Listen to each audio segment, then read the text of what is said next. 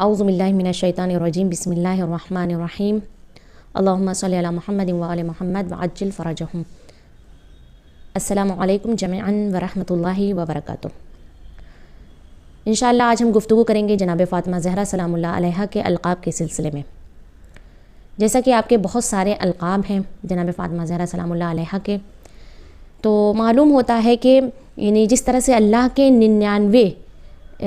اسم گرامی ذکر کیے گئے ہیں، نام ذکر کیے گئے ہیں، اسی طرح سے جناب فاطمہ زہرا سلام اللہ علیہا کے 99 نام موجود ہیں۔ حدیث اور روایات کے کو جب مطالعہ کیا گیا تو پتہ چلا کہ جناب فاطمہ زہرا کے بھی خود 99 نام ہیں۔ تو بہرحال بہت سارے القاب ہیں، بہت سارے نام ہیں آپ کے، لیکن میں آج جو ذکر کرنے والی ہوں وہ ہے آپ کے لقب مبارکہ، کہ آپ کو مبارکہ کیوں کہا جاتا ہے۔ تو دیکھیے، مبارکہ کے معنی ہیں کہ جو پر برکت ہو، یعنی برکت سے بھری ہوئی، جس کا وجود بابرکت ہو، جس کا وجود خیر ہو لوگوں کے لیے،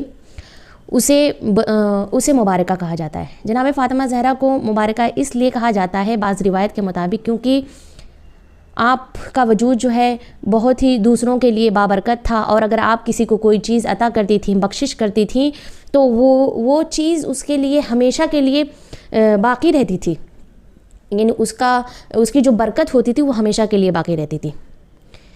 اور ایک وجہ اور بیان کی گئی ہے کہ آپ کو مبارکہ اس لیے بھی کہا جاتا ہے کیونکہ آپ کے وجود مبارک سے، آپ کی ہستی سے نسل رسول خدا صلی اللہ علیہ وآلہ وسلم آج باقی ہے جناب فاطمہ زہرا کے وجود سے۔ اور پوری دنیا میں آج جو اگر اولاد رسول نظر آ رہے ہیں تو وہ جناب فاطمہ زہرا کا وجود ہے، ان کی ہستی ہے کہ آج جتنے بھی سید ہیں، جتنے بھی سادات ہیں، وہ سب جناب فاطمہ زہرا کی نسل سے ہیں۔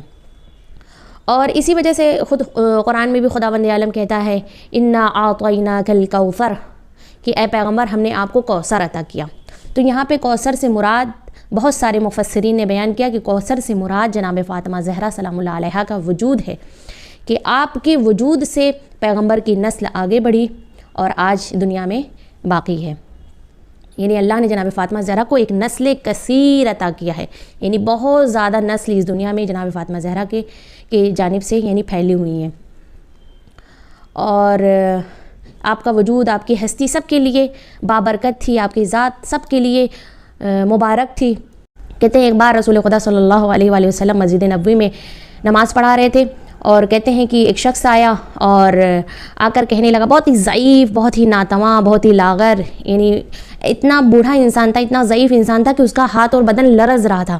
وہ آیا اور آ کر کہنے لگا کہ اے پیغمبر، اے رسول خدا، میں بھوکا ہوں، مجھے کھانا کھلائیے، میرے پاس لباس نہیں، مجھے لباس عطا کیجیے، میں فقیر ہوں، مجھے کچھ عطا کیجیے۔ تو رسول خدا صلی اللہ علیہ وسلم نے فرمایا کہ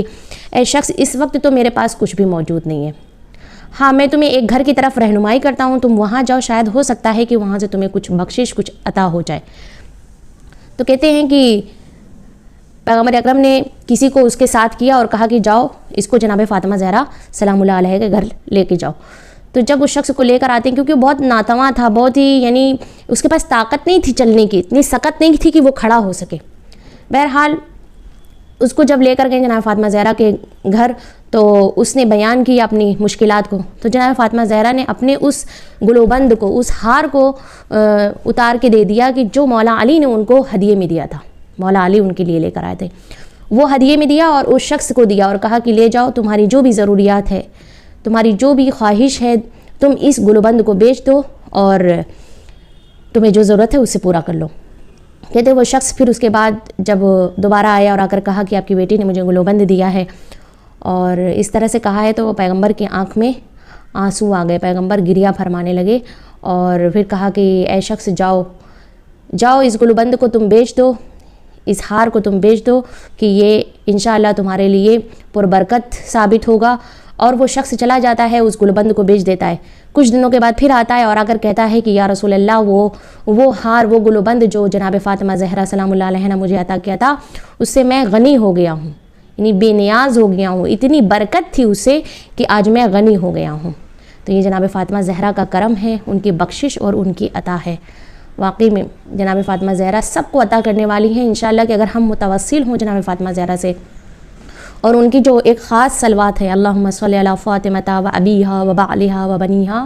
وسر المستودع فیہا بعدد ما احاط بہ علمک، اگر ہم یہ صلوات پڑھ کے بی بی کو ہدیہ کریں اور ان سے متوسل ہوں تو بی بی ہماری حاجت کو قبول کرتی ہیں، ہماری دعاؤں کو، ہماری مشکلات کو برطرف کرتی ہیں۔ کتنا یعنی پیارا، یہ کتنی پیاری صلوات ہے کہ جس میں ہم کہتے ہیں اللہم صلی علی فاطمہ، یعنی اے پروردگار تو صلوات بھیج، درود و سلام ہو فاطمہ پر و ابیہا، اور ان کے بابا پر، و بعلہا، اور ان کے شوہر پر، و بنیہا، اور ان کے بچوں پر، و سر المستودع فیہا، اور اس راز پر، اس سر پر، یعنی ایک راز ہے جو ہے امام زمانہ علیہ السلام کی، جو جناب فاطمہ زہرا کو اللہ نے ہدیہ کیا اور ان کی ودیت میں رکھا۔ اور پھر ہم کیا کہتے ہیں،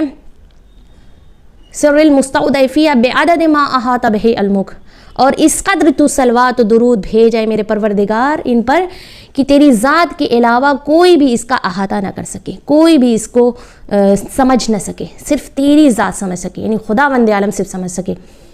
اس طرح سے صلوات ہیں جناب فاطمہ زہرا سلام اللہ علیہ کے۔ اللہم صلی علی محمد و آل محمد وعجل فرجہم۔